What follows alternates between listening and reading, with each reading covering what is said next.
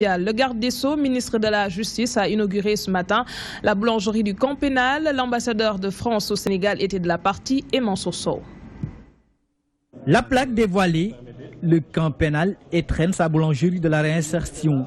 Un joyau qui va fournir quotidiennement du pain aux 8 établissements pénitentiaires de Dakar.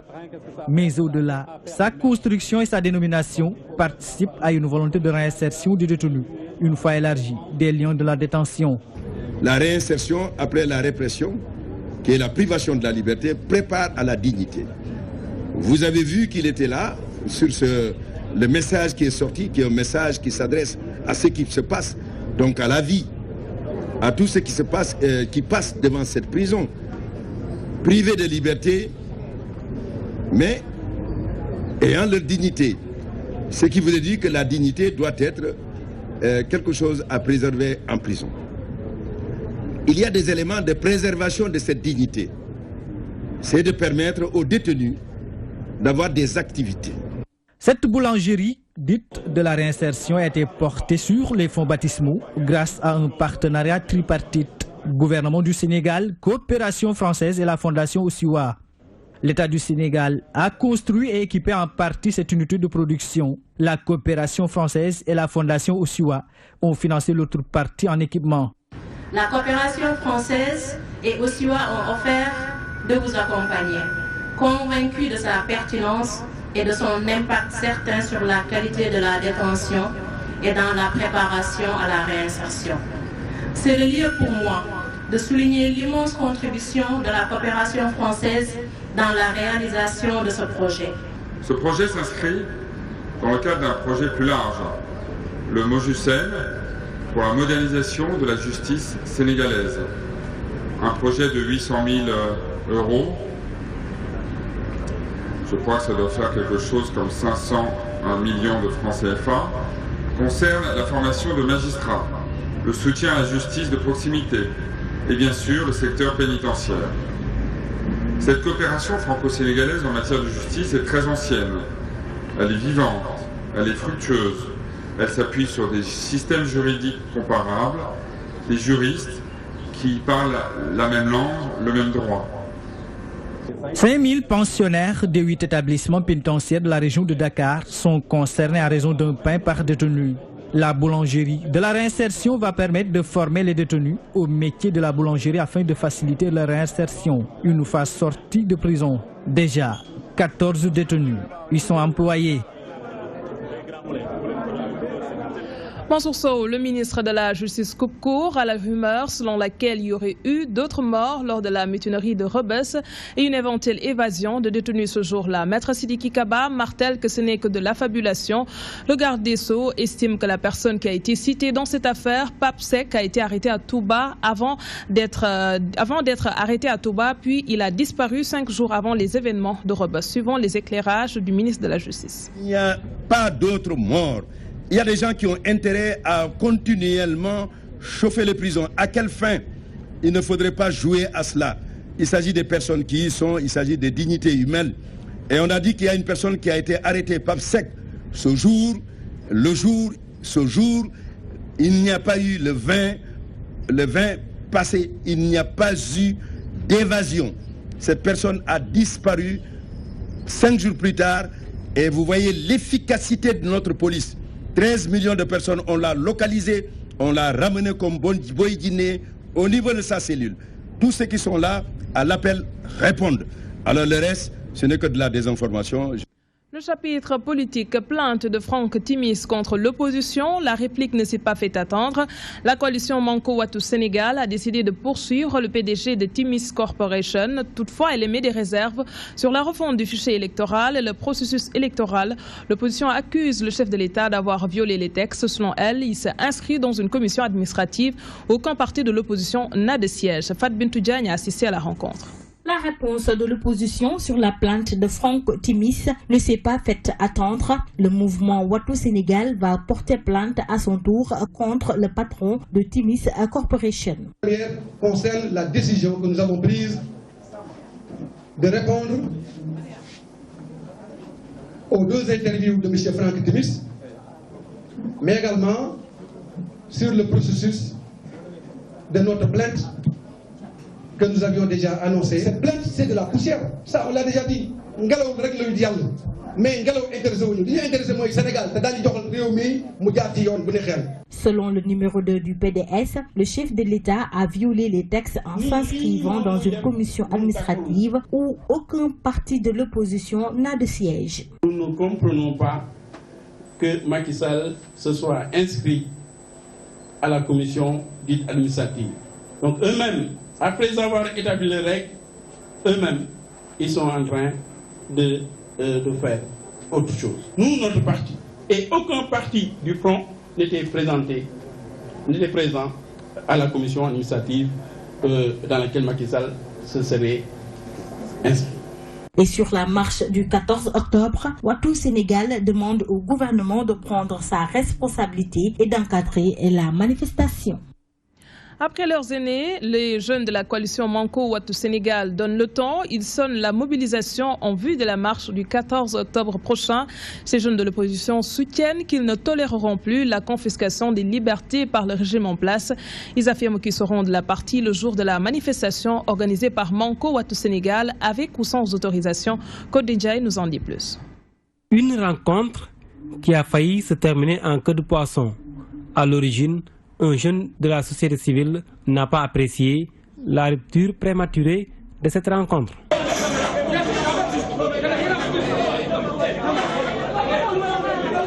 Auparavant, ces jeunes de l'opposition ont sonné la mobilisation pour la marche du 14 octobre prochain.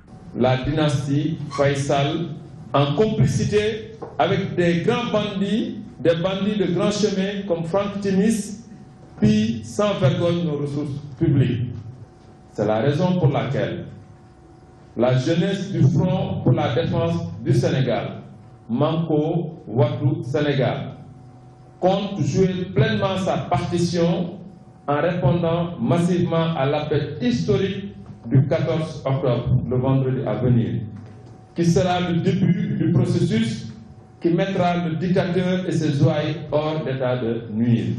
Déthié Diouf et ses camarades avertissent les autorités contre toute interdiction de cette manifestation.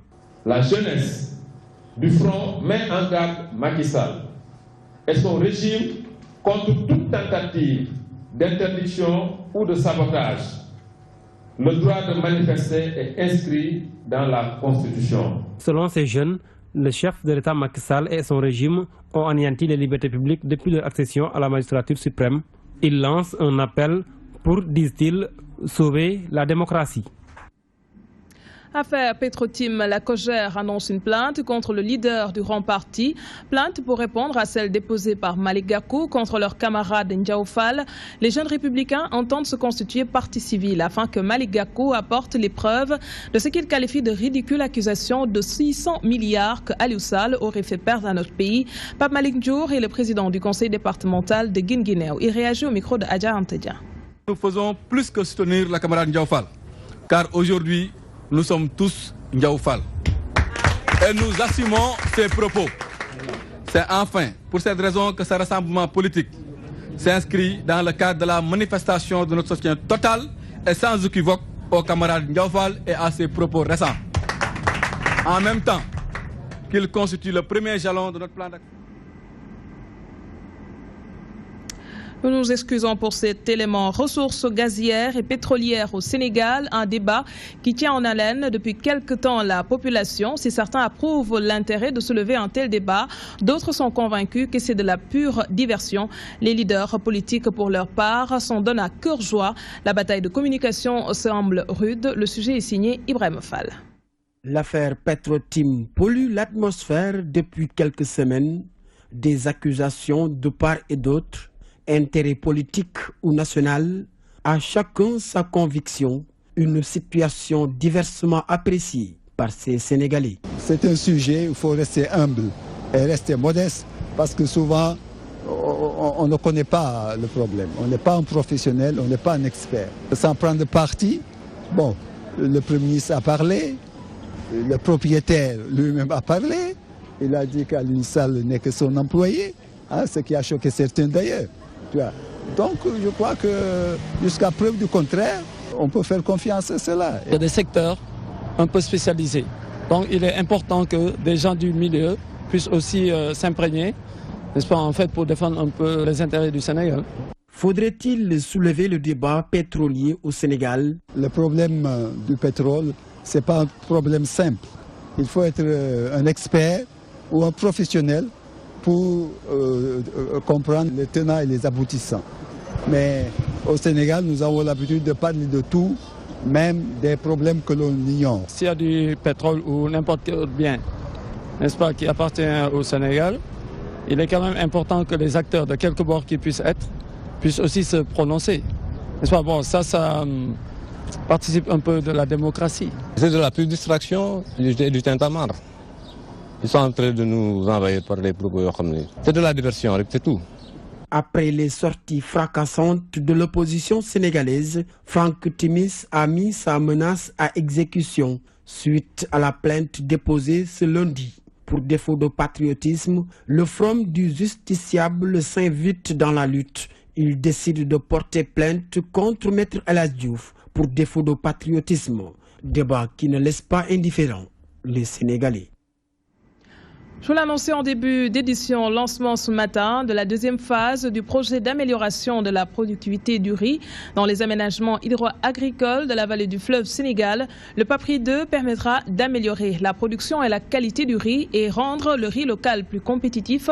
La réalisation de ce projet aura un impact réel sur la production du riz au Sénégal. Le directeur de cabinet du ministère de l'Agriculture et de l'Équipement rural s'est réjoui des résultats enregistrés grâce au PAPRI 2, nous dit Ousmane Ba.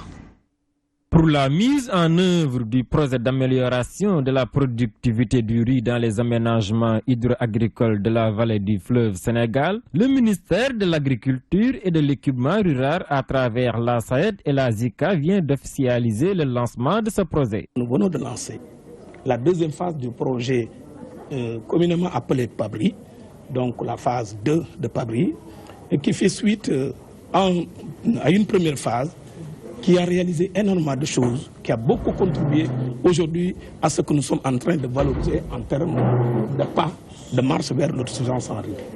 Le gouvernement du Japon a financé un deuxième projet dans le bassin arachidier qui a transféré un certain nombre de technologies réalisées, acquises au niveau de la vallée du fleuve Sénégal, dans le bassin arachidier, notamment à Kaolack et à Fatick. Selon le représentant, la ZICA a réitéré sa volonté de soutenir ce programme. L'année prochaine, c'est-à-dire 2017, et nous allons renforcer la coopération japonaise pour l'agriculture, et surtout production du riz et puis commercialisation du riz. Ça sera très important. Toutefois, le directeur confie que la SAED va travailler sur la mécanisation du riz dans le secteur agricole. Nous allons beaucoup travailler pour le renforcement des capacités des acteurs qui s'occupent des machines, mais aussi nous allons renforcer les capacités des techniciens aussi. Nous avons déjà commencé une première vague avant même le lancement pour former nos techniciens sur les technologies nouvelles en matière de machinerie agricole. Ce nouveau projet est l'un des principaux piliers du programme d'assistance de la ZICA pour la filière riz au Sénégal. Il s'inscrit dans la dynamique de soutien aux objectifs d'atteinte à la sécurité alimentaire conformément aux orientations contenues dans le programme Sénégal émergent. Le PSE vise à faire du secteur agricole le levier du développement du Sénégal. Les filles à l'honneur ce mardi, une occasion pour les acteurs de faire un plaidoyer sur le relèvement de l'âge du mariage. Le Sénégal est le 14e pays sur 41 à avoir lancé sa campagne nationale contre les mariages précoces en 2016. La Journée internationale de la fille permet de se pencher sur l'importance d'investir dans l'autonomisation et les droits des filles. Le thème retenu cette année, progrès des filles égale progrès vers les objectifs de développement durable. Un mouvement mondial en faveur des filles. Les précisions de Fatimlo. D'après l'UNFPA, près de 3 millions de Sénégalais sont âgés entre 10 et 19 ans, soit 22,1% de la population. Dans cette tranche, 50,2% sont des filles. Tout investissement en faveur de ces filles leur permet de contribuer au développement du pays. Cependant, elles sont confrontées à d'énormes difficultés, à savoir la violence basée sur le genre, particulièrement des jeunes filles, mais nous avons également le problème lié au maintien des jeunes filles.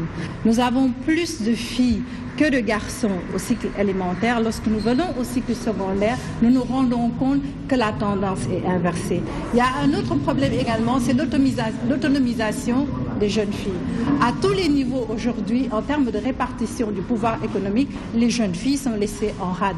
Ainsi, 3 membres du Parlement des enfants ont fait des plaidoyers en faveur des filles, axés sur les thèmes, les violences basées sur le genre, le renforcement du pouvoir économique. Marie-Augustine Djemé, elle a décidé de parler du relèvement de l'âge du mariage. En Afrique, environ 125 millions de jeunes filles ont été mariées avant 18 ans. Nous voyons que la majorité des textes et conventions définissent l'enfant comme tout être humain âgé de 18 ans, de 0 à 18 ans.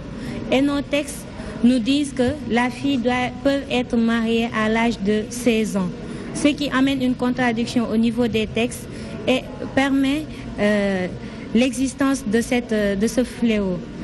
Relever l'âge du mariage de la jeune fille à 18 ans permettrait à la jeune fille de pouvoir aspirer à un avenir meilleur. Un plaidoyer qui n'est pas tombé dans l'oreille d'un sourd. La vice-présidente de l'Assemblée nationale affirme que le Code de l'enfant est en cours de validation. Le Sénégal a ratifié beaucoup de conventions.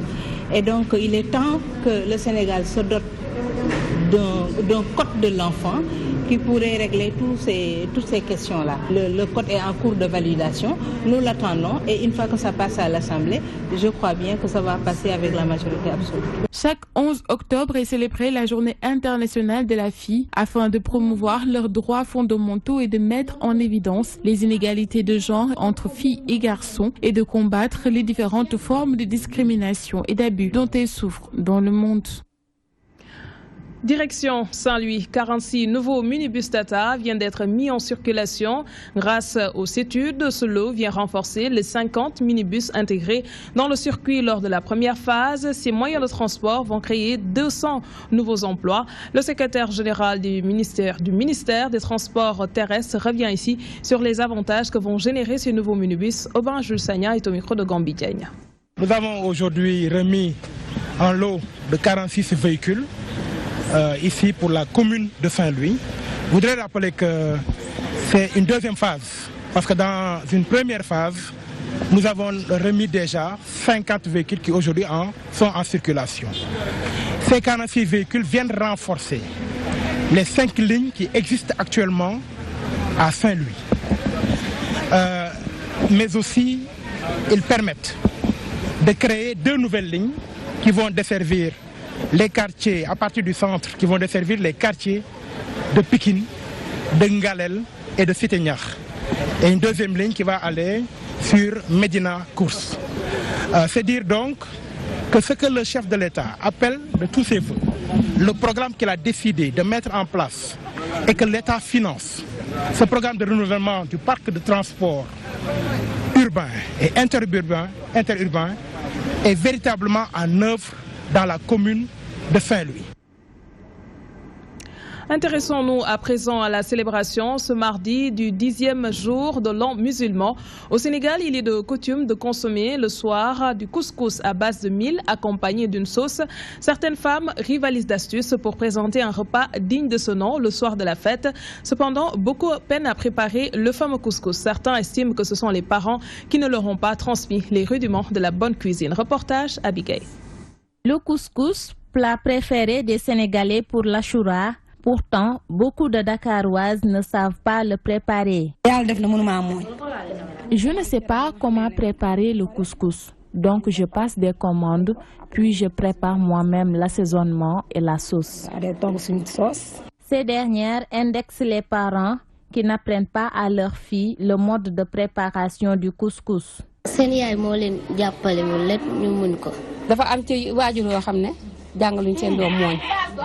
sont les parents qui n'apprennent pas à leurs filles comment préparer le couscous. Moi, c'est depuis le bas âge qu'on m'a appris le mode de préparation du couscous. À l'époque, j'étais seulement âgée de 12 ans.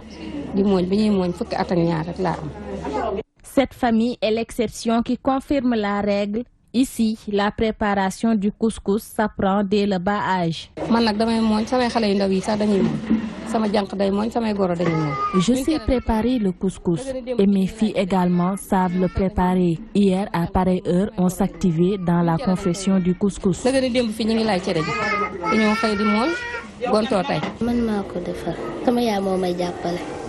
L'Achoura marque le 10e jour de l'an musulman. Habituellement, le couscous sera au menu dans presque tous les foyers du Sénégal. Ceci pour perpétuer une vieille tradition bien de chez nous. Bonne fête de Tamkharit à toutes et à tous. Le pèlerinage de Guédiaga de Malika est organisé chaque année au lendemain de la Tamkharit. À moins de 48 heures de cet événement religieux, l'heure est au dernier réglage. Les organisateurs confient que toutes les dispositions ont été prises pour une bonne tenue de ce pèlerinage. Déjà, les fidèles musulmans commencent à converger vers la cité religieuse. Abdoulaye Wanyanga a fait un tour sur place. Les préparatifs pour le pèlerinage de Malika vont bon train. Ce pèlerinage est célébré chaque année le lendemain de la Tamkharit, un événement religieux qui commémore l'exil de Seydina Limamoulaye Al-Mahdi. C'est dans ce contexte que les membres du comité d'organisation ont rencontré les autorités préfectorales de Pékin pour plancher sur la question. C'est un site très important. C'est un site où tous les laïens convergent, non seulement chaque année, mais tous les jours, les gens viennent pour se recueillir. Une randonnée pédestre a été également organisée sur l'itinéraire du vénéré homme lors de son exil, une manière de retracer l'histoire du père fondateur de la confrérie laïenne. Faisons que suivre ses pas et retracer son itinéraire. Pour cela, pour une première, vraiment, on a fait un coup de maître. La participation est massive pour une première fois. C'est l'occasion aussi de dire que ce n'est pas une promenade. Toutes les dispositions ont été prises pour un bon déroulement du pèlerinage et également un important dispositif sécuritaire sera déployé sur les lieux. Nous allons assurer un suivi par rapport aux engagements qui ont été pris et que pour une bonne organisation de l'événement. La cité religieuse de Malika accueille chaque année des pèlerins, ce depuis que le père fondateur de la confrérie laïenne y avait effectué un exil. Les fidèles se préparent pour prendre part à cet important événement religieux du département de Pékin. Première édition d'action de solidarité du mouvement Onde des Phares envers les populations de la Médina. Ses membres ont profité de la célébration de l'Achoura pour venir en aide à 300 familles défavorisées. L'initiative vise à les ravitailler en viande. Le mouvement s'active par ailleurs dans la formation de jeunes dans différents métiers. Voici Saloum Ndiaye, le président du mouvement Onde des Phares, au micro de Abigail. Cette première action est une première par rapport à beaucoup d'actions qu'on a mises en place, surtout la formation des jeunes et l'insertion aussi des femmes, des actions de solidarité communautaire, ce qui justifie aujourd'hui que dans le cadre de la célébration de la Tamkharit, nous avons acheté des bœufs pour pouvoir aider les familles les plus démunies. Aujourd'hui, avec cette première action, nous avons touché à peu près 300 familles qui étaient dans le besoin et qui aujourd'hui ont pu au moins avoir une charge en moins par rapport aux dépenses liées à cette activité religieuse. C'est un mouvement qui se veut national, mais comme la base était la Médina, les premières actions seront effectuées à la Médina en termes d'insertion. Il y a des programmes d'insertion qui sont en cours.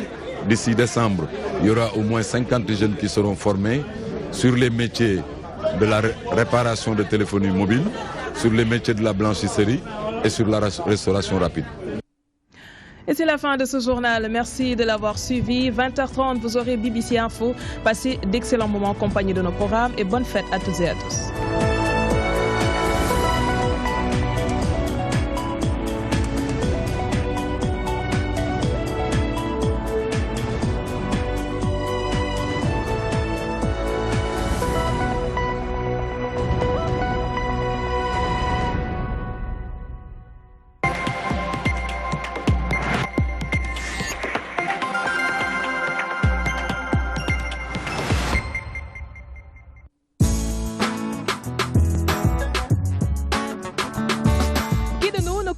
L'île de Gorée. DTV pose ses baluchons sur cet espace insulaire.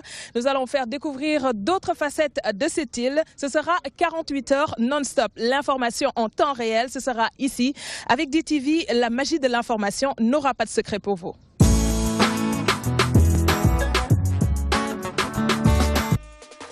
cette semaine dans Coke Studio Africa. Nous allons dans les coulisses avec Toufan et Radio Eluizel d'Ouganda, alors qu'ils font équipe avec le super DJ et producteur Matrax du Kenya.